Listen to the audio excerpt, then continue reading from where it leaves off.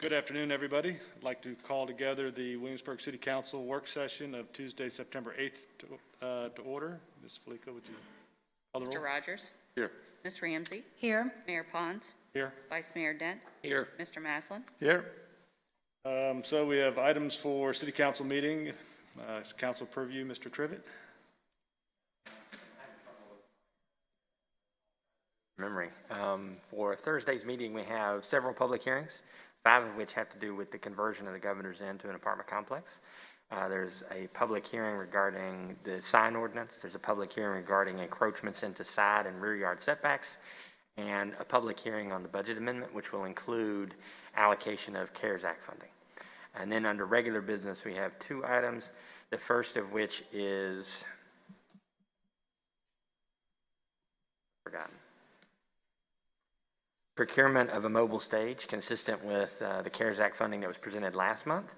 And then the final item is the extension of the ordinance for emergency, the emergency ordinance allows us to meet virtually during the pandemic.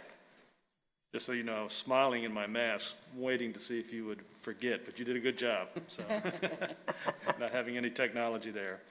So that takes us to the public comment portion of the meeting, where if anybody would like to come forward, take up to 5 minutes and share your comments to council. Yes, sir. Please come forward and state your name for the record, your address.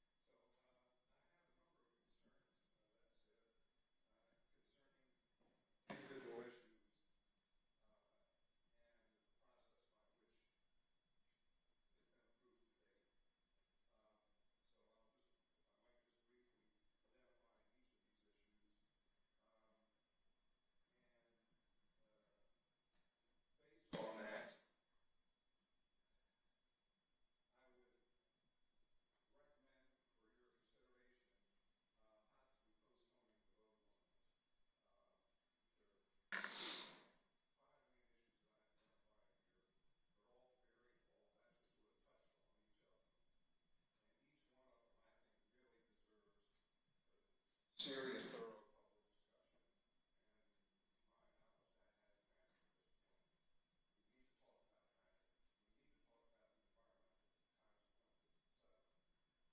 So, if I might touch on these various issues now. The issue of traffic,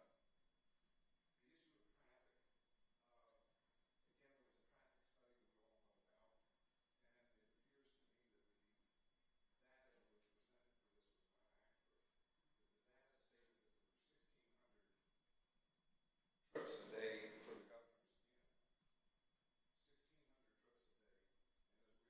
Governor's Inn. 1,600 trips a day. And as we all know, the Governor's Inn wasn't even open for several months out of the year.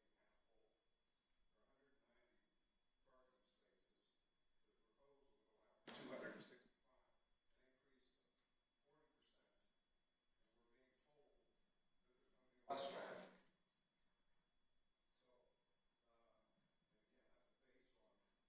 Initial figure of 1,600 trips a day. And again, having lived in the neighborhood there, driven by every day for many years, it's clear that that figure is not an accurate basis for projecting a study from that, based on that. That in turn was used to justify some subsequent decisions and changes in the regulations. Well, there's not going to be much traffic, so what's the big deal? Another point on traffic, again, I don't want to dwell on one point because these all deserve, a real vetting. But let's remember we have the new development here at Midtown, and how many hundreds of automobiles are we going to have there? Here, we're going to have an additional 265. This could conceivably be a bookend to Lafayette Street, a little two-lane street, and massive amounts of traffic. And the implications of that, I think, are a real concern. Enough about traffic. The zoning change, second item. As we know, the zoning was changed because the plan, as it was presented, did not comply. If it complied, then, wouldn't have had to be changed, in this case, from museum support to limited business. By changing to limited business, we've created, in effect, a zoning island or spot zoning. It's not, we've lost what we have now. We have adjacent properties that are the same and compatible. We now have a zoned change which creates this island, this spot zoning, in which the adjacent properties are no longer the same, nor are they compatible. Point 3, increasing the units and thus the crowding of the site. Justification that I'm aware of was never given on why the increase in density was necessary. Having gotten the change in the zoning allows for 14 units per acre, and the request was made for 18 units per acre. Well, it doesn't sound like a big deal. It's 30%. It equates to over 40 units, and call it 60 automobiles. That's pretty significant, I would say. And yet, I don't remember that the justification for this was ever presented. Why do we have to have, why is 14 inadequate? Why do we have to bump this up to 18? And the consequences are significant, and that's one look at the site plan tells us that, because this thing is just shoehorned into the site. If I can just get you to get through these next two real quick, because your time is allotted, but I'll let you Sorry. finish. Okay, just the last two briefly. Land slope restrictions, very clear directive in the comprehensive plan about the slope of the land. This not only exceeds 30% maximum that's required, that's recommended, the buildings occur on these areas, over ravines, et cetera. Last, we have environmental degradation. The loss, the clear cutting of acres of woods, hundreds of trees being lost, wildlife habitat being lost, runoff that will be associated with this. We have a creek adjacent to this in Highland Park that will likely receive that runoff. So numerous environmental concerns. Again, I'm just kind of highlighting each of these, and they all deserve a thorough discussion, in my opinion. So based on that, I hope that I've made myself clear. These are all critical issues. We need to do this right, and only by having this sort of public debate will that be possible. More information should be in the interest of all of us. Thank you, sir. I appreciate you coming in. Yep. Mm-hmm. And as you know, we'll be discussing this on Thursday. Right. Yep. Would anybody else like to come forward? Seeing none, I'll close the public comment portion of the meeting and move on to background presentations.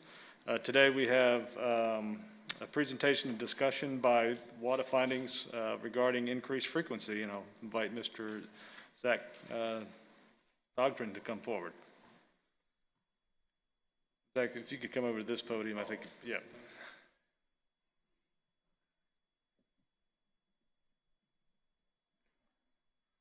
Thank you, Mayor. I guess I saw you all just recently, so thank you. Thank you again. We like seeing you, so welcome back. Thank you. Which one of these? Right, left, either one? There you go. That works. All right. First time. Again, thanks for having us. I believe you all may remember me from last time, Zach Trogdon with the Williamsburg Area Transit Authority. I'm joined by our Deputy Executive Director, Mr. Josh Moore. And so just wanted to run over real quickly, I talked to the Planning Commission a couple of weeks ago. That was a nice experience. I'll go over real quickly some of the things I went over with them and then talk about the report that we had discussed with the Historic Triangle Collaborative. Just for some of you that may not know, I think a lot of you have seen this before. WATA really started as James City County Transit over 40 years ago, and it was sort of a an effort just to get out to some of the rural areas and get the service workers and others into the city for jobs and over around the area. Since that time, over the decades, it's become Williamsburg Area Transport first, including York County, City of Williamsburg, and James City County, and then also William and Mary and Colonial Williamsburg have taken part in it now. So WATA actually began in 2008, and it's actually a political subdivision that the biggest benefit is we're able to apply for grant funding and to use that and to leverage a lot of the local funds and state funds for some federal funding.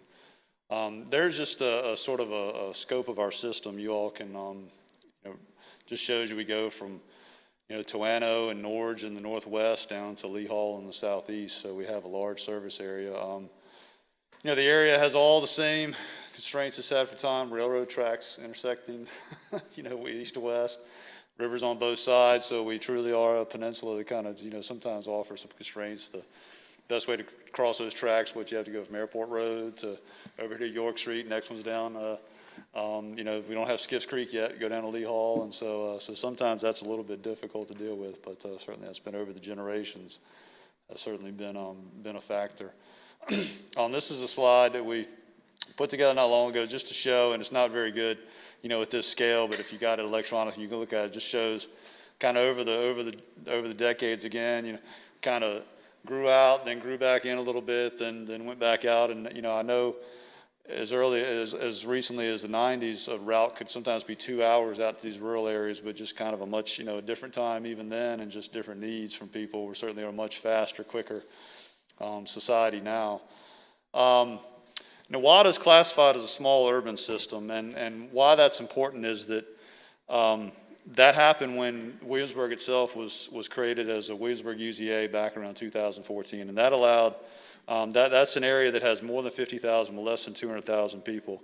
And what this means is that the Williamsburg area can receive an allocation of federal transit funding, and an annual allocation. That allocation is actually based on population, so we can get money directly from FTA. It used to be we had to perhaps split that with other Hampton Roads regional entities. So it's much better now. We get our own allocation.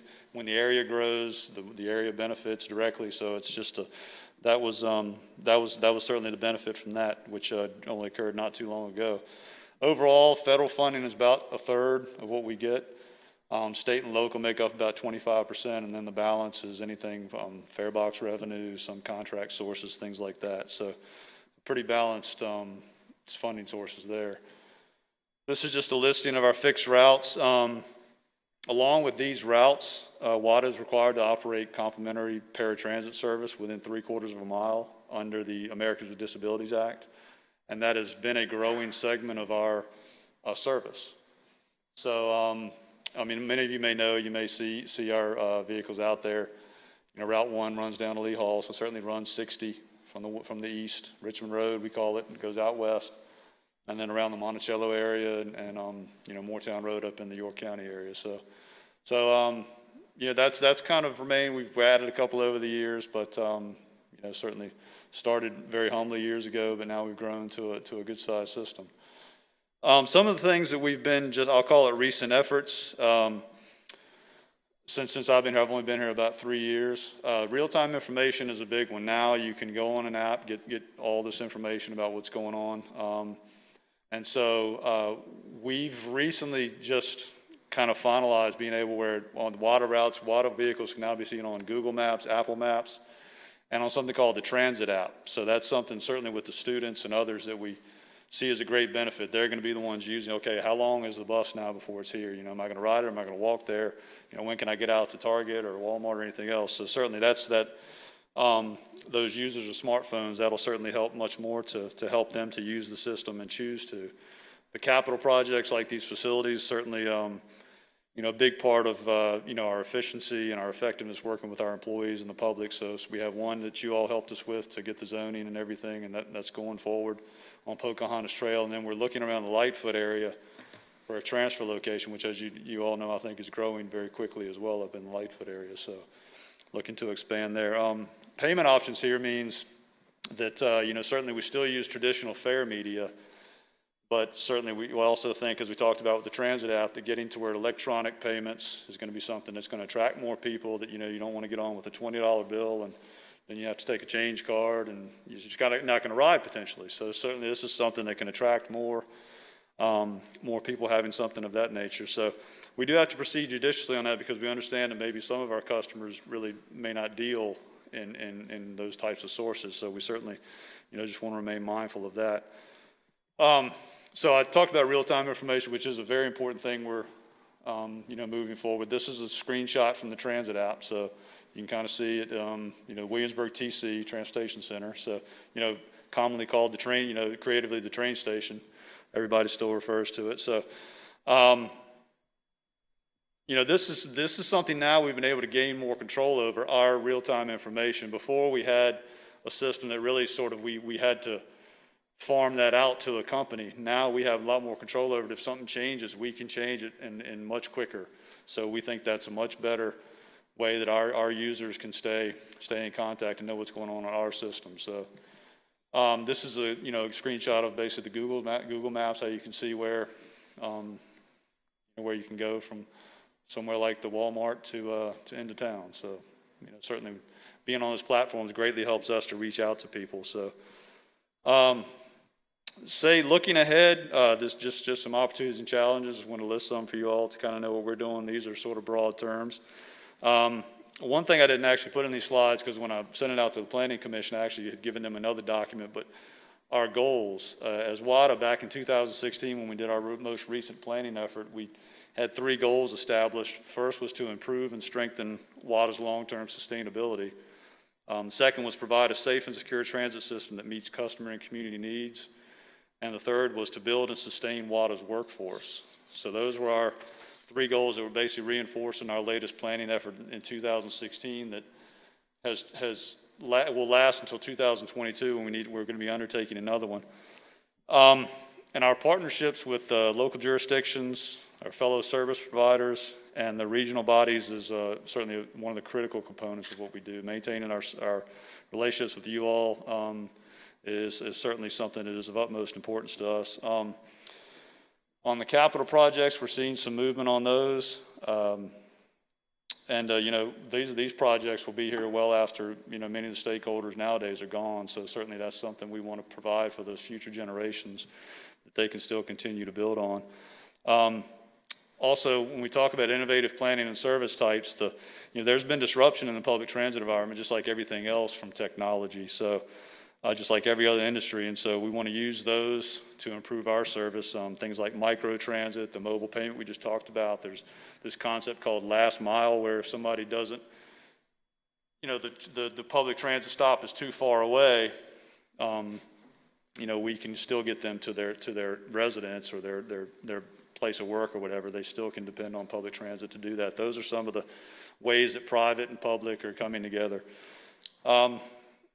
Now, our challenges also continue to be reflected in those goals I talked about. Staffing is a concern, not just with us, but with so many industries nowadays, so that's still going to continue to be a concern. Ridership was a concern when we had the good economy, because a lot of that is cyclical. People are making more money, they can afford gas, car, auto. And then sometimes when the economy is down, though, they need to put that aside, and we can provide them that transportation for a much lower cost. With this health crisis, it's going to be interesting to see whether, you know, we were able to come back as quickly, perhaps with ridership, as we would. And again, we need to do some other things to make sure we're attracting additional riders as well. And then I mentioned funding streams here. I always put that in there. We are part of the political process. You know, we even backed the shutdown. I don't know if anybody remembers that a couple of years ago now, but certainly so. We just never take that for granted that as part of the political process, our funding. You know, certainly always something we have to look forward to. I kind of finish with this slide normally.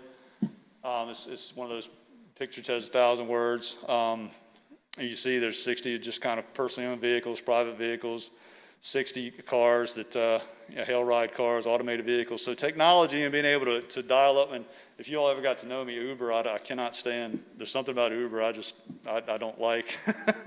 Maybe it's just that car is my environment, but see, so this just shows kind of graphically how public transportation can be a benefit to the greater good. And, the technology allows people to get these other services, doesn't account for the fuel that it takes for these cars to be around, the extra pavement that's needed, and, how public transportation fits into that space is that integral part of the transportation infrastructure. So in broad, and I'm going to leave that up for now, but Mayor, you mentioned that I know there was also a question about some of the preliminary discussions that we had with the Historic Triangle Collaborative about increasing the number of routes that have frequent service, frequent being defined as 30 minutes or less. And I think you received a copy of the report previously, and there's a lot of information. I'm sure it's somewhat confusing, but right now, well, pre-COVID anyway, we had frequency on basically 4 of our routes, and so and in 2016 we changed it from something in the middle of the day to it was basically commute time for the last several years, running first 6:30 to 9:30 in the morning, and then in the afternoon from basically 3:30 to 6:30. So we did make a pretty significant change to that frequency back in 2016, and so that's still the current setup right now. Also, in 2016, frequency service was removed actually on one of our routes that we previously had it on, one actually serving the Moortown Road area. And I mentioned 2016, that's when a number of other service changes also went into effect. And so I mention that because a focus on frequency service was not really the focus in 2016. So it's going to take a change of our way of operating and our mindset to really, bring that home and to really get going on that. So, at that time we were more focused on safety, customer service, on-time performance, some technology projects we had going on. So thankfully a lot of those issues we've handled them. We're happy with that. So we can turn to these others that we want to do in our as we plan for our next several years. If you see that report we provided to the HTC, it wasn't a service proposal, but it was used as just the best information we had available to give an idea of the cost for providing more frequent service. And overall, I believe you all will find the report findings show that we'll have gains in ridership, but it'll be, cost will outstrip those gains in ridership. But that's just a trade-off we all have to we kind of work with as a community and see if we can set some things up better that will mitigate that as well. I don't think that's anything new when you talk about service such as that. So, I'll finish saying WATA is required, as I was talking about our previous transit development plan. Now we've actually got a new requirement that's called a transit strategic plan. If you all have kind of kept some of the bills, I know some of you deal with the regional transportation planning organization. The General Assembly has been pushing more regional transit, and Hampton Roads is actually part of that. So we're part of a regional transit planning effort at the TPO in Chesapeake, and DRPT, who's the Department of Rail and Public Transportation that regulates our industry in Virginia. They've put out a set of requirements for this latest transit strategic plan. Say that 3 times. One of those requirements is take basically a blank slate approach to your service area, your current service. And that would mean you say, okay, how would we look at this and set it up today if we were to set up a system according to the development patterns and the public demand of today versus what it was 30 or 40 years ago, which a lot of systems, they were finding across the country are still set up on that type of, what they were set up 50, 60, many generations ago. So how would it look today if we were to take into account development patterns? That is something that that they're pushing from above even. So we look forward to undertaking that that process. We should begin that soon, and certainly we know the city through your committees and your participation in WATA will be heavily involved in that, and look forward to pushing that as well. So any questions or anything? Good. I'm happy to. Well, thank you. I appreciate that. I'll turn to Vice Mayor Dent. Yeah, appreciate the report. In the information that was provided in that report, it talked about the frequency of stops moving to 30 minutes and a cost figure associated with that. Was it also looked at if it went even to 15 minutes, if there was a cost figure associated with that? We did not look at that. It wouldn't take us long to do that. We actually have some pretty good software for that. So we did not look at that. We're kind of sticking on that 30-minute for right now, but certainly, yeah, we could do that, I think, without too much trouble if that was something that y'all maybe just want to get some feedback on. Okay. Happy to do that, yes, sir. Can you briefly talk about what impact COVID's had on the operation? We were just talking about that. We're still sitting about between 45 and 50% ridership decline. Of course, some of that is proportional to the hours that we've cut. We're not operating on Sunday right now, which we normally would be, basically because most churches are still not meeting in person. So we've not operated the trolley service just because tourism's kind of down. The college was out early, things like that. So, yeah, we've seen about 45 to 50% ridership decline, but we also have had about a 40% decrease in hours that we've been operating. So it's been proportional. So I think overall we've held together well. We've had people who still rode. The ADA service is actually down less. I talked about the ADA service. That's actually coming back up a lot because we are fare free right now, Vice Mayor. So some people are taking advantage of that. So and we're fare free because we really have people coming in the back doors because the fare box is up front, and we just don't want that interaction at this point in time since March of the operators and the cash and the people and everything else. So yeah, but it's been okay. It's been proportional. We've been there, so we're hanging together as well, just like all of you are. Okay, thank you. Yeah, thanks, Zach, for the presentation. Following up on the Vice Mayor's comments about COVID, I think you were probably one of the few transit systems that actually stays operational, because the bigger ones we've seen shut down. So you've been really able to pivot on that. Are you getting any CARES funding?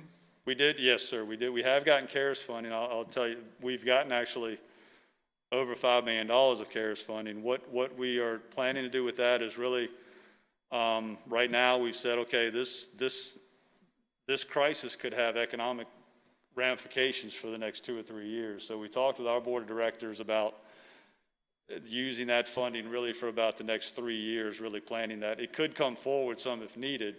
It's not set in stone, but we've really tried to have about a 3-year planning period for using that money because this could have economic, sales tax and everything else we understand, and we'll have to see what happens, but it could have ramifications for at least a couple of years, if not more. So we did get CARES Act funding, yes, sir.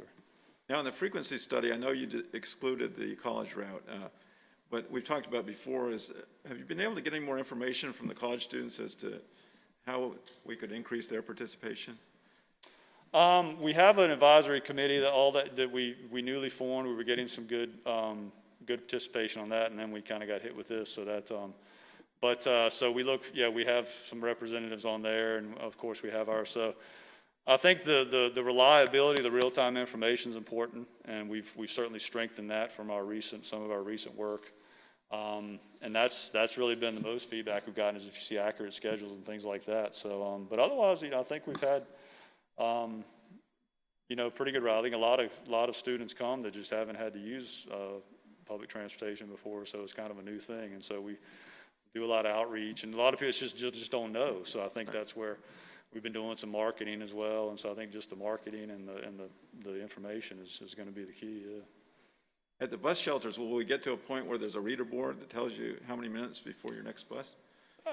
Yeah, that could be. Yeah, I can't say we have plans for that right now, but certainly I think if we see some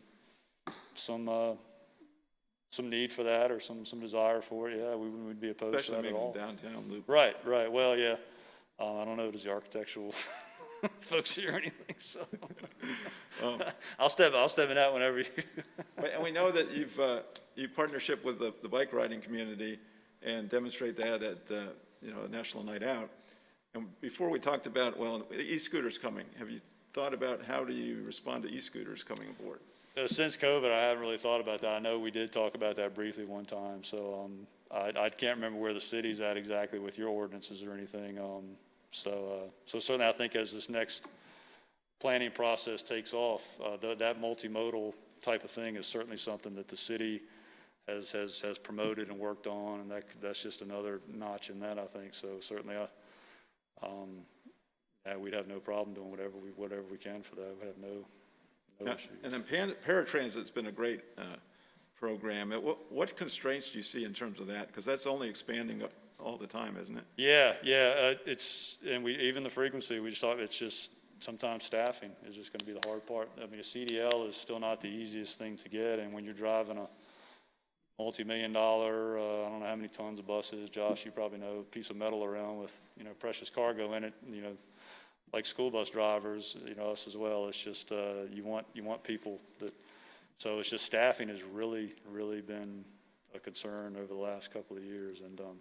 And paratransit's the same thing, and just the growth in it, and the cost is, obviously taking a trip, but door-to-door trip or curb-to-curb is going to be more expensive than just, running your bus on a regular route. So just managing that is just going to be the issue, yeah. So, But final question, we want to support our local Newport News Airport.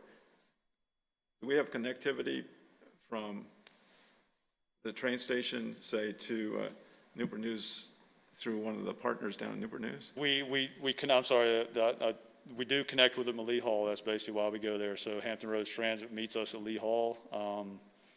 And we currently are going down to the Lackey area, passing through some other parts of Newport News, but that's the only place where we really, they have Hampton Roads Transit has an express bus that comes up here. I think it's from the shipyard twice a day, once in the morning, once in the evening, to the train station. But that's really just sort of an express. I think it maybe stops at Patrick Henry Mall as well, and then to the shipyard, I think. So that's a little bit different. But we do connect. And again, under normal circumstances, during the morning and the evening, it's every 30 minutes down there at Lee Hall. During this time, it's every hour. So that is a connection, though. You can get on the Hampton Roads Transit, though, and head down Jefferson Avenue. Thank you. Thank you for the presentation. And I just had a couple questions, two to tackle into Councilman Maslin's questions. So one was, he was asking about bar, information bar for the shelters. Is it part of your plan to have shelters at every bus stop? Is that something that you're working on or looking at in your capital projects? No, I don't think we would ever plan to have. I'd certainly work for a policy board, but I couldn't recommend we have it at every stop because there's just different stops get different usage, and so I think there's a scale where we have a certain criteria for a stop that would have a shelter. Perhaps one that's not as heavily used would have a bench and a trash can potentially, and then one maybe has a little different, even a lesser seat or something that we're talking about. So no, I think we still. Just because of the maintenance and obviously the capital costs putting them up, so it wouldn't be feasible necessarily at every one, but some kind of amenity may fit within each stop of some kind of degree. So, we do have some standards. At the same time, I always have a caveat that if there's some motivation that a stop would work at some place that may not meet some objective criteria, we stay open to.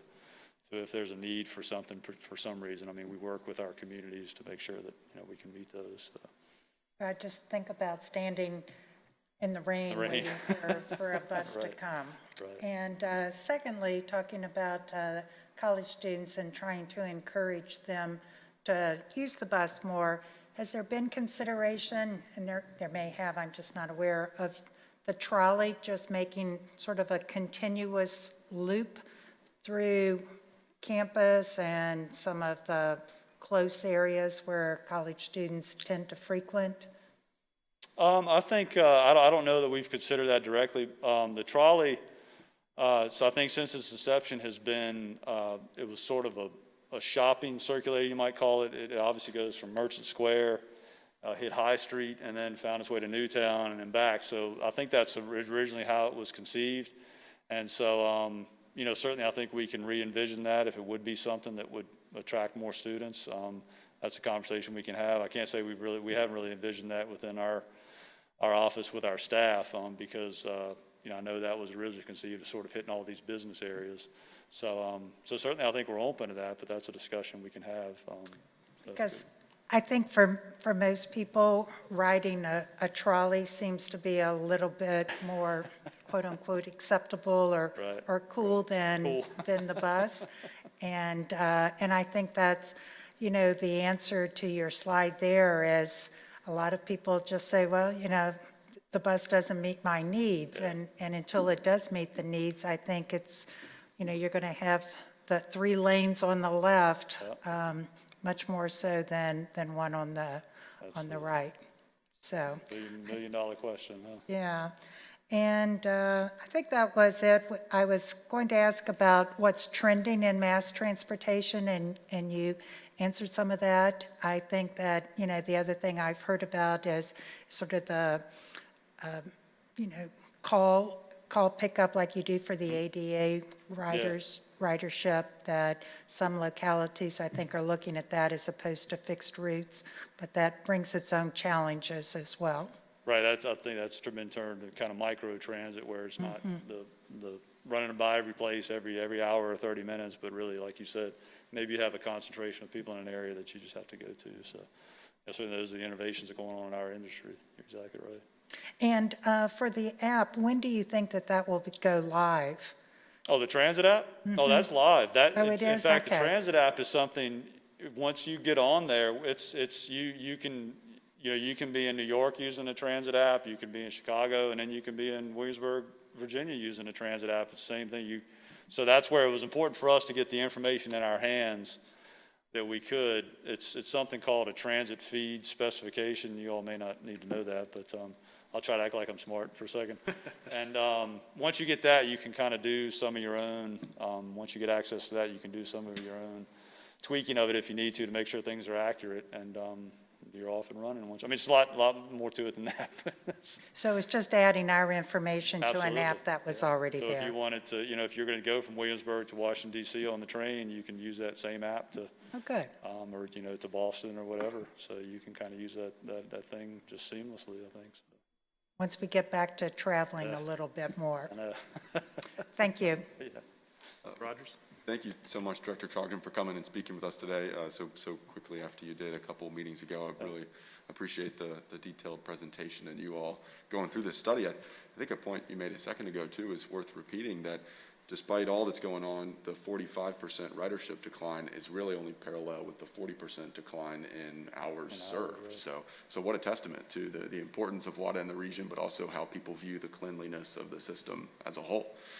Following up on the conversation on the app, for anybody in the public who might be listening, what's the name of it? What should they look up if they'd like to download it? Actually, it's just called Transit. Just Transit? Yeah, that's the odd thing. And again, and we're even on, if you have your phone, it's Google Maps. It should come up, it should come up okay wherever you are, and Apple Maps and stuff like that. So wonderful. Yeah, it's just called Transit. We should be doing some more marketing about it. We're kind of soft rolling it out. Mm-hmm. And again, COVID really kind of put the kibosh on some stuff we were doing. But yeah, so we can certainly send y'all information so anybody y'all know that you can. That's incredibly useful. One of the things I was curious in shifting the frequency of some of the routes is, do you think the change in frequency might shift at all the reliability on the GPS system for riders to know where the buses are at certain times? That should all be where we, as we change the routes, we should have that information fed in, and so it shouldn't be, barring some mistake. It should go in and should be fine once we get all that changed. Yeah. Right.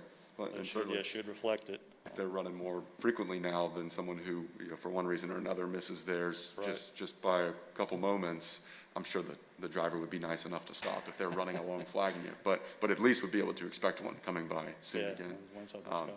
The second one was, I know there's somewhat of a range of how frequently certain routes run as opposed to others.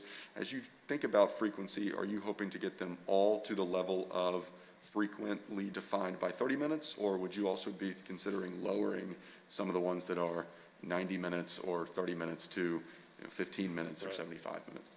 I think we're somewhat open to community input and how we plan. Again, I don't know. Here's one of the other things that is kind of going on in the transit industry, the public transit, is this concept of geographic coverage versus more frequent service, where you're obviously going to be in a more so. We've obviously, I think, been good at. You saw our service area kind of reaches from the whole, kind of reaches all parts of the whole area. So, can you have both of those? You know, if you want to be able to reach out and get more coverage, are you going to be able to also get more frequent ridership, more frequent service in another area? Can you do both of those, or are they always going to be sort of diverging or not? So I think that's one of the sort of puzzles we have to crack as we go through this planning process, and using some of these other innovations of perhaps on-demand transit and things like that. So yeah, I think you know, trying to fix. I hope it's not like we can have one or the other. I hope we can get a mix of something that's going to, you know, try to get the most benefit for everyone in any circumstance. Yeah, well, I certainly think it will. Folks I've talked to said their experience in riding the bus is always so pleasant, but Good. you know, frequency is always great. So Good. excited for it. Thank you. Director, well, thank you for coming in. Just to talk a little bit more about the app. Did you say a consumer could pay with that app as well? No, we're not there yet. Okay. And I don't know if the transit app allow you to do that. Once we get a mobile payment system, there should be an app, but no, we don't have that capability right now. We're still, that's what I said, we're still fair media. You can get a smart card, you know, that has, you know, is loaded with something, but we still have to move toward a mobile payment solution that would have an app and allow you to pay with that. That's still something to come.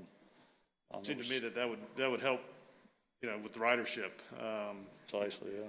Carry money and pay, you know, by scanning your phone or something like that. So you see that as something that you're working on? Absolutely, yeah. It's just buses are getting just loaded with technology, and so we've just kind of been in the position we have to make sure we're going to have something that's going to be, you know, again, reliable and just is not going to be, you know, not conflict with anything else we're doing or adding on, you know. So that's just sort of been, and yeah, so we're just making sure we're getting something that's going to be, you know, user-friendly and staff-friendly. We just don't have a lot of backup staff to sometimes put in too much on the back end of this. So, and then things are moving so fast in that area. I say on this real-time information, we had something that was pretty back office heavy that has luckily just in the last couple of years there's been companies that have made it much more user-friendly where you can control a lot more, and I know that's happening in a lot of things, so it's a benefit to us too. Technology for the consumer may be easier, but on the backside of it, as you just pointed out, There's still some work, yeah. A lot of work to be done. I hope not. Well, I am pleased to see that you are on the transit app, and so that riders can be, you know, in the grocery store, and see that the bus is 3 minutes out and be able to go out there and avoid standing in the rain or, you know when they need to get to the stop. So I think that's a big help because, you know, for all the years we've talked about the inconsistency and of knowing when the bus is going to be there. Did you miss it or is it late? And so I think that hopefully will help moving forward, because clearly, you know, we don't want WATA to go away, but it's going to have to be supported by user fees to a large degree, and so we've got to make sure that it's something that users want to use. Yeah, you gotta have it serving that need of transportation. Final question with the CARES Act. When we talk about CARES Act of the city, there's a deadline in which we have to spend it. Are you not challenged with that same way? Yeah, but not nearly as a lot of transportation funding does have a longer time frame. Sometimes we benefit from being kind of lumped in with the highways and other transportation because those things are obviously quite long term. So I think that's probably why we're able to spread it out those few more years to try to just hopefully deal with, you know, if our localities have any challenges, we have the ability to soften that a little bit. With that money, not just this year, but you know. Good. Well, I was glad to hear that. I'm glad to hear that. But then that you're also not going to spend it all today because you don't know what's going to happen tomorrow. Yeah, and I think that's absolutely a valuable position. Yeah, this has caused obviously. And I know what's going to happen. Well, if you do know what's going to happen in the future, would you let us know? Well, thank you for coming in, and I appreciate your time and the deputy as well coming in today. So. Yeah, thank you. Look forward to y'all being involved to get us where we want to be on this. So certainly anything, city manager has my number, and Carolyn Murphy as well as our fantastic board member. So don't hesitate. Perfect. Thank you. Thank you, sir. Thank you. So that now takes us to Kimberly Laska, the Executive Director of the Heritage Humane Society, is going to give us some program updates. Welcome. Everyone. Oh. All right. I might have to figure out how to Press one of the buttons, see what happens. Press a button, any button? There's a few. I have no clue. Oh, There you go. wow, that's amazing. Thanks. Technology is sometimes our friend. Yeah. Well, first of all, I just want to say thank you so much for having us. It's been a little while since I've been in front of this group. Actually, I think the last time we gathered as a team was for my lead class several years ago, working on the WATA benches. So it's kind of ironic to follow that today. We're going to look at some pictures. We're going to kind of breeze through some of the slides because hopefully all of you have had a chance to read through a little bit about our program. And I'd really like to focus some of our attention on what we're doing differently in our community and how we are impacting the citizens here in the city of Williamsburg as part of our grant with you all, our contract for services. So as you all know, hopefully at this point, we are your contracted service provider for all of your animal control and for your residents here in the city of Williamsburg. We are often asked what it takes to actually run a facility that is kind of a medium-sized animal welfare establishment. And as you can see up on the board, it's quite a lot. There's 21 staff members right now. We have 13 engaged board members, 2 of which are here. Over here we have Heather Harmon, our board president. We have Dean Skolthorpe, who's one of our board members, so we're very glad to have with us today. And Diana Krell is on the end, who manages our community outreach program, in case there's questions today, and also a city resident. So, and we have about 650 volunteers. So that number's dipped a little bit since COVID, just because we really had to take a break from people being in the shelter so much, but we're slowly bringing that back safely. So our leadership team has grown over the last few years. Some of you have probably interacted with some of us from time to time, and we do have 2 contractors. We have Meryl Lessinger, who is our contract vet, and I think knows many people in this community, so hopefully some of you have interacted with her in the past. And then Adam Clare teaches our dog training classes. And this is a list of our board of directors, followed by Heather's headshot with a reason why she's serving and the important role that she is to really help us get to the next level with our program. So for just a minute, 2019 was a pretty phenomenal year. I think the biggest nugget from that slide is the fact that we had a 94.83% live animal release rate. So for a public shelter that's open admission, we are one of the few that's still open admission here in our area that's a private shelter. So no animal from any of the 3 municipalities will ever be turned away, not because of behavior, not because of their medical condition. We will make space for them, and if we can't, we're gonna find fosters who will open up their homes and make room for them. So for us as a public shelter to be able to maintain almost a 95% rate is pretty unheard of, and I just want to make sure that you all as a council, when you're making funding decisions and everything else, you need to know where your money is going and how much of an impact that's having.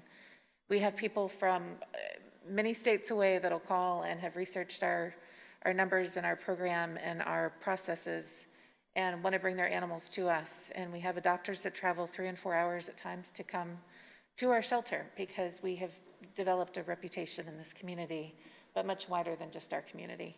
So thank you all for your contribution to help make these numbers possible.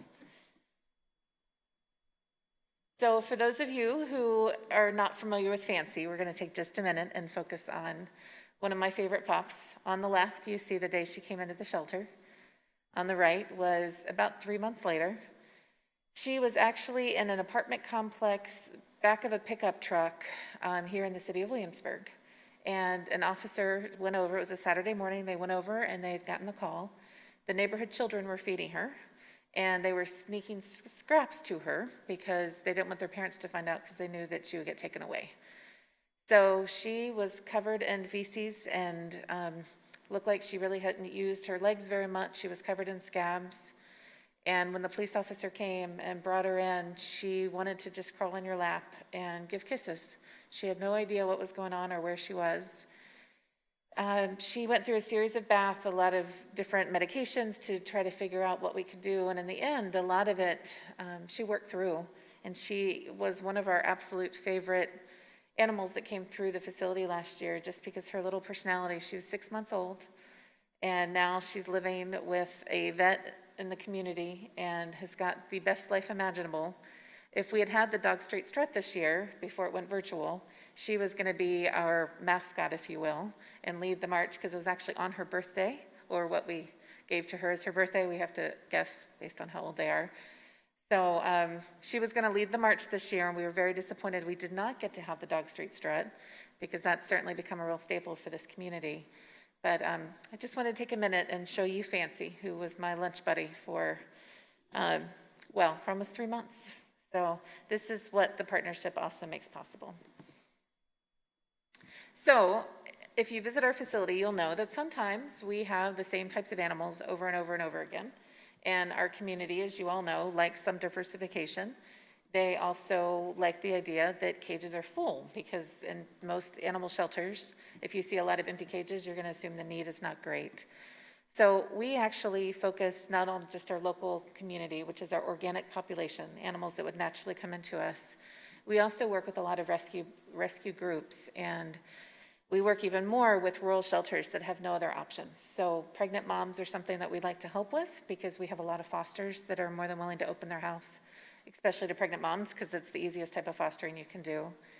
We have, when I'm saying pregnant moms, I'm talking about cats or dogs, not literally pregnant moms, but they are pregnant moms. So we've actually transferred in 152 pets so far this calendar year, and that's from a total of 15 agencies. One of our goals and objectives for this year is to try to save animals from, we call them rural shelters. Sometimes they just don't have the space. They might only have room for 15 animals in their building, and anything over and above that, they don't have anywhere to put them, so they have to be euthanized. So our team is actually led by Diana, that goes in and tries to help select which animals we can save and bring in. We also manage what we call a wish list. So let's say that someone has always wanted to have a certain type of animal, or they want a Siamese cat that's got blue eyes. All that is managed in a database, and then as we get daily notices from all over the state of Virginia, we try to match what people have available in other shelters with what we know our community wants.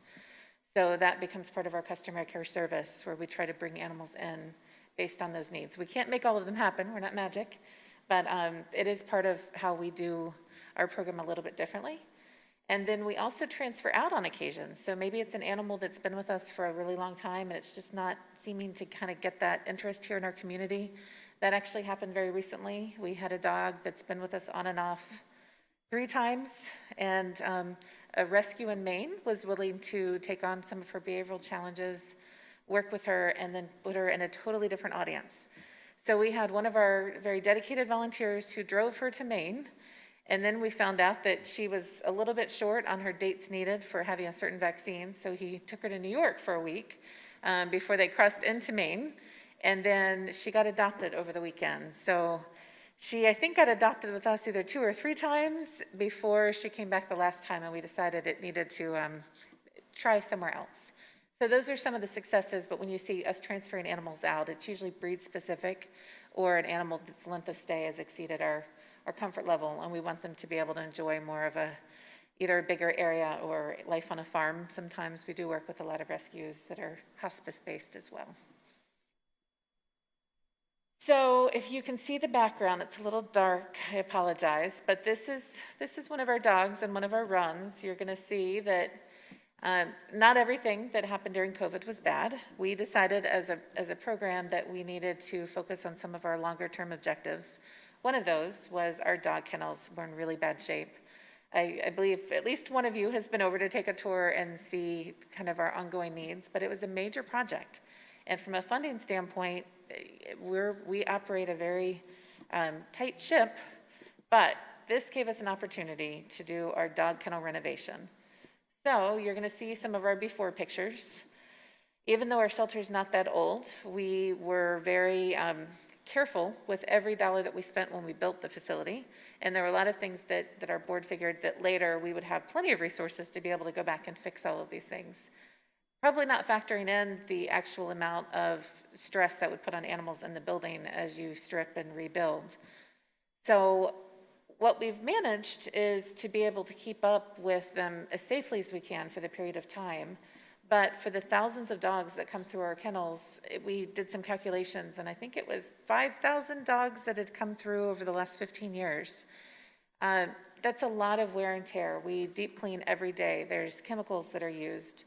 And we also house all the court case dogs in our community and all the ones that are coming in on bite quarantine. They all are using the same kennels as our adoptable animals. So we ended up putting together a campaign, and one of our biggest things was trying to figure out how to do it from a cost-efficient way, but also not to jeopardize the fact that we still have to stay open every single day.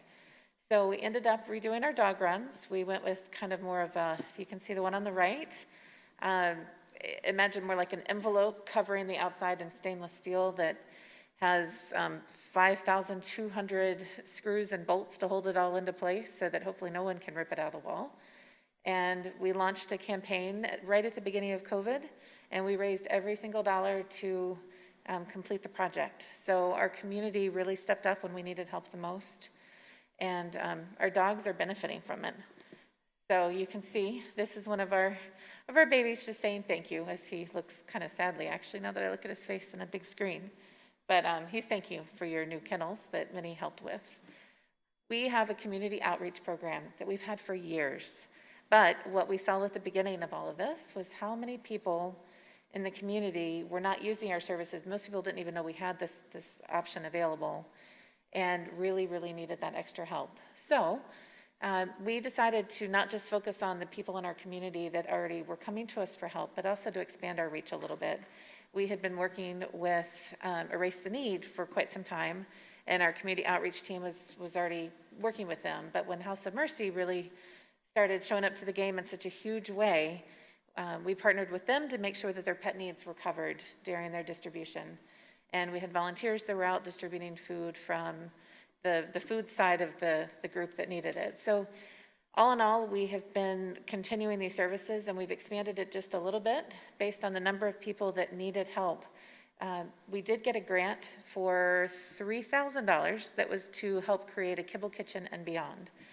So now when we have medical cases that they're going to have to surrender to us because they don't have the financial resources for sometimes pretty routine stuff, we're able to help them with at least part of those costs so that we can help keep those families in the house. And it's part of our pet retention or community outreach program.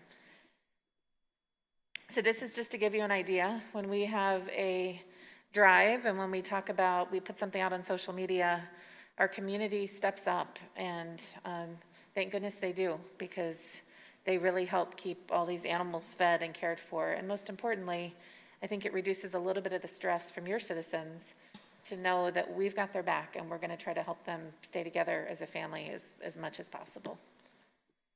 So in 2019, we started dog training classes. This was something brand new for our program, and as of last week, we have nearly 150 dogs that have completed our training. We're very excited about that.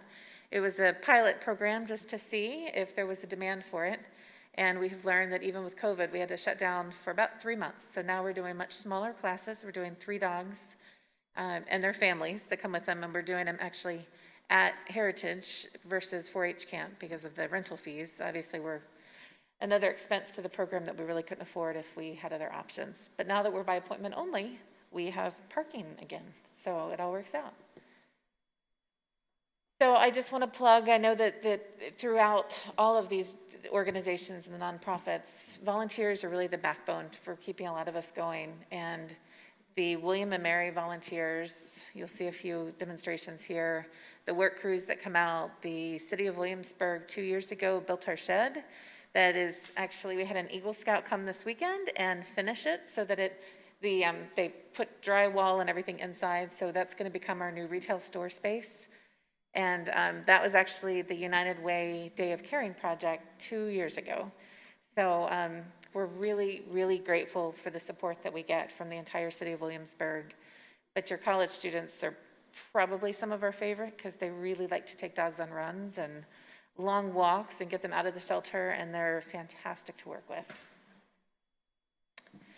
So just like every nonprofit, we've all been hit hard by what's happened. And unfortunately, I think that it's a little bit tricky when you're dealing with the non-human population in terms of grant funding, because most of the local CARES fund, everything is designed for helping people, not people who have pets that they're trying to keep together. So this is something that we've tried to think outside of the box, but if you notice the earlier slide, the impact slide where we talked about 93% of our funding comes from program services revenue and individual donations and events. All of our events have had to be canceled this year, with the exception of the Dog Street Strut, which we turned into a virtual event. Everything else has had to be canceled. So that was about $155,000 in revenue loss that we sustained this year. And I can tell you that as an organization, we are continuing to stay active each and every day. We have not closed one day because of COVID, because we're still there when someone gets sick and needs somewhere for their animals to go. We've had 2 hoarding cases in the last 3 weeks that have brought in more than 40 cats into our facility that have never been to a vet and are requiring care fund surgeries to be able to just care for them. And they were all brought in as part of animal control. So we are doing everything that we can to go above and beyond to service this community and to be here for the residents of City of Williamsburg, as well as James City County and District 1 of York County. But in order for us to continue to provide that level of care, we need you to continue to partner with us and help provide for those resources. And I will tell you, any way that you can help in spreading the word about our volunteer opportunities or our foster care, the canine program that was set up with the City of Williamsburg, the police department, has been phenomenal. We actually have a 100% adoption rate for every dog that Officer Holliday took out into the community. That's huge, 100% success rate. That doesn't happen in animal sheltering. So those are some of the things that are a little bit unique and different. And when things return to normal, which let's all hope is very, very soon, I hope that we'll be able to jumpstart some of those programs and continue to just make it better and stronger. But until then, as you all are having deliberations or are talking to your constituents in the community, I hope that you'll continue to spread the word that we have a lot of animals that are looking for great homes. We've got a lot of volunteer opportunities. And the biggest way that people can help right now is to make personal contributions. So we use it well. We're very fiscally responsible. But we're going to have some other announcements coming soon. But for right now, we just have to figure out how to get through each and every day. And knowing that it takes us about $3,000 a day to operate our facility. And on average right now, we're getting about $500 a day in donations. So it's a pretty substantial divide. And we're working through it. We're going to continue to work through it. But any help that you all can give, or if you have ideas, we'd love to hear them. And if you've not been over to our facility, that is my contact information. We are normally open all the time, it feels like. Right now, we are by appointment only. So if you'd like to come in and take a tour, if you can give me the heads up just to make sure, because we stagger people coming into the building. I would love to show you around, let you see the new dog runs, snap a picture of you with one of our many furry friends, and just show you what we do. It would be a real pleasure for that. So that is my talk. I'm hoping there's some great questions. We'll see if I can answer them all. I'm sure you'll be able to. Kimberly, thank you for coming in. I'll turn to Vice Mayor. Hey, Kimberly, thanks for the presentation and really very informative. And most of all, thank you to you and the staff and all of the volunteers that take care of the animals every day, but, you know, go to extremes to make sure that you find other ways for adoptions. Just one question. When you talk about taking animals from another facility or transporting to another facility, how does that actually take place? Sure. We have a rescue wagon that was a donation 3 years ago, I think it was, and it's our transport vehicle. So it's a 14-passenger van that we fit crates in. So occasionally, if there's a hurricane, if there's a natural disaster, we'll drive somewhere. There's usually a hub where all the groups will come together, and then our team will go in and pick which ones we're able to take and help. On an everyday basis, that doesn't necessarily happen, but we work with a lot of local rescue groups and a lot of local shelters. So Peninsula Regional is one that today brought us 2 rabbits. We are constantly monitoring what inventories are around us and also where our gaps are in inventory so that we can continue to have enough of the right types of animals when people come in to see us. But we do take transports from everything from Rockingham County, which is in North Carolina, all throughout the state of Virginia. Sometimes we'll do rescues from other states if they're able to do a health certificate to legally bring them to us. And we have a core of volunteers that do transport. So it really makes it nice. We put out a call and say, you know, there's probably 15 people that are on the list. And just like with Bella going to Maine, one of the volunteers stepped up and said, I've got that one, I'll do that drive. And they cover all of it. It's an amazing gift to the organization. Thank you. Sure, absolutely. Thank you. Thanks. You answered my question about the Canine for a Day program. That was Yes. great. Fire department, do they have a wait list for Dalmatians? Diana? We'll make that happen today. Do you see In many? my 8 years, I don't think I've ever seen a Dalmatian come in the door, but by golly, if we do, we're gonna put that down as fire department. Okay, That's a thank great you. idea. Great idea. Thank you. Nice. I don't have any questions either. I just want to thank you for the very enlightening presentation. And the presentation lives up to all the good I've always heard about Heritage Humane Society. Everyone in the community speaks so highly of the work that you do. And so it's nice to see some of the programs and learn more about your operation. And I will call you and come out for a tour. Thank you very, And pick very up a much. puppy. Thank you. I'm trying. Mr. Rogers? I echo the same thing. Thank you so much, Director Laska, for coming in front of us and give us a brief overview of what you do. I've only heard nothing but good things as well, so it's obviously supported by all of the information you've provided and how loyal your support group is, that they're keeping you all going, and certainly the excitement in some of those dogs' eyes. You mentioned one looked sad, but his tail was very blurry, so it was clear that he was happy. Okay.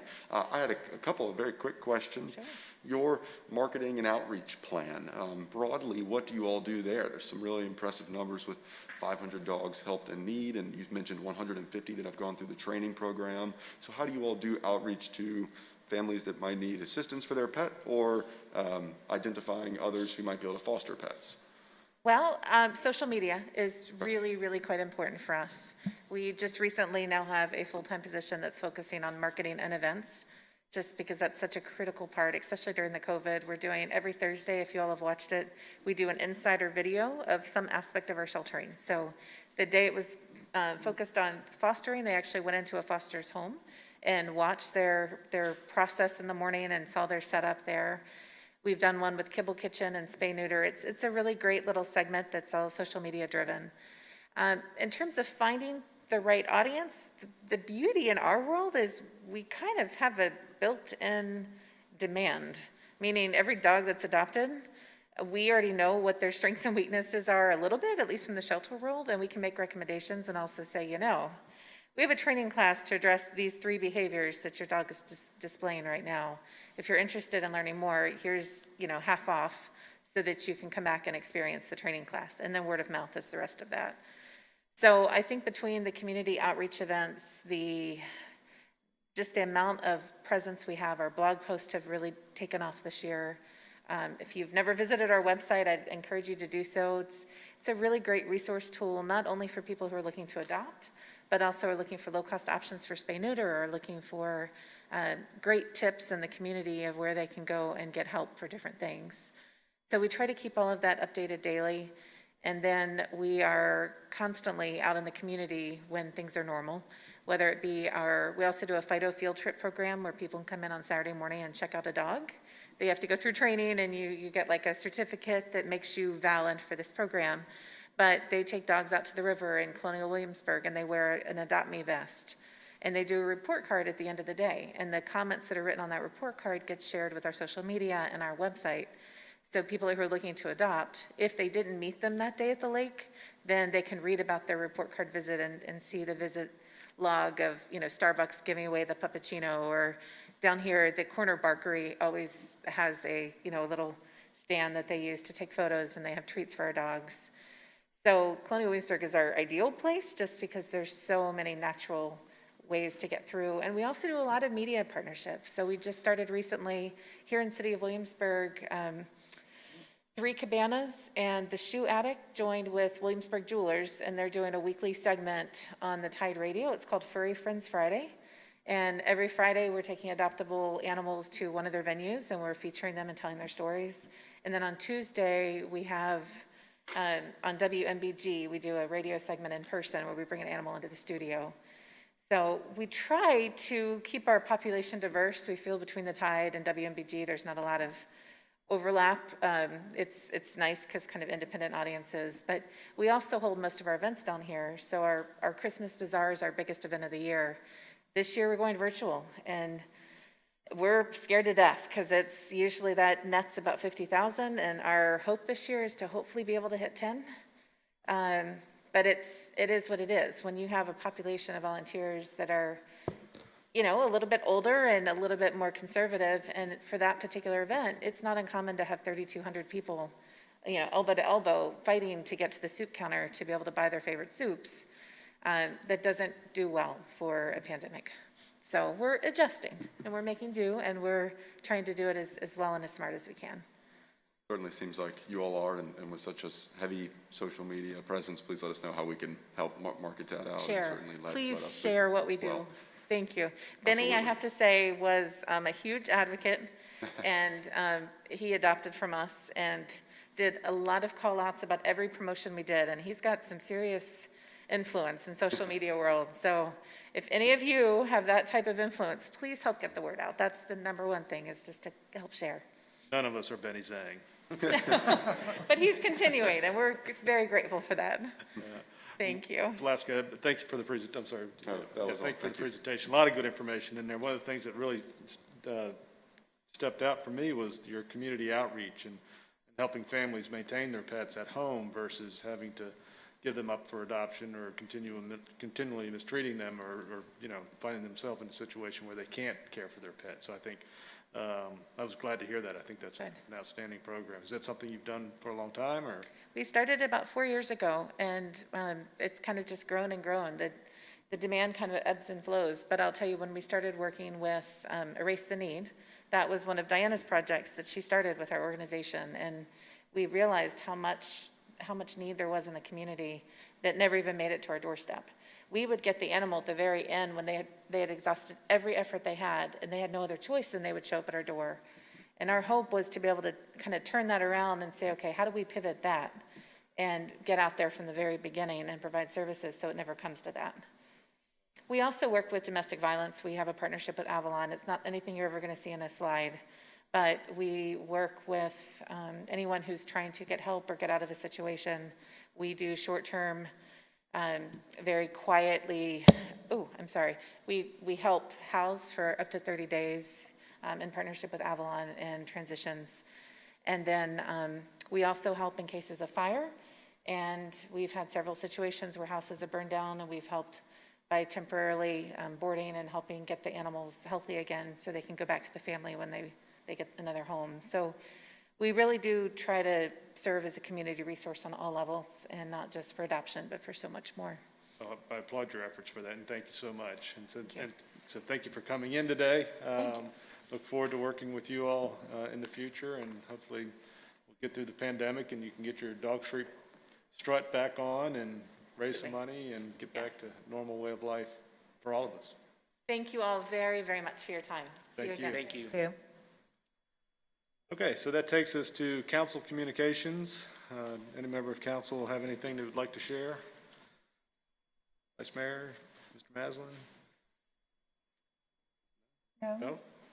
Only that the first meeting after our council changeover for the Virginians for High-Speed Rail will be taking place Friday. And there is an EDA meeting tomorrow. Perfect. Okay, scheduled meetings, Mr. Trivett?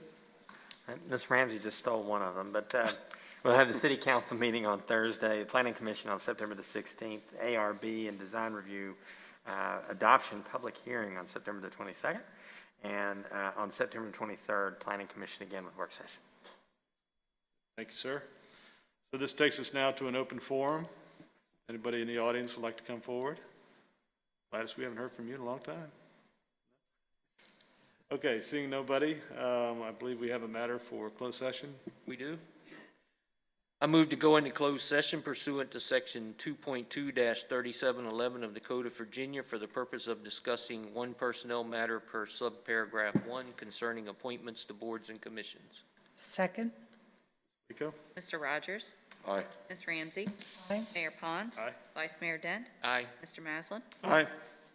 Okay, so we'll take a few-minute recess and then adjourn in the back, and then we'll be back out here.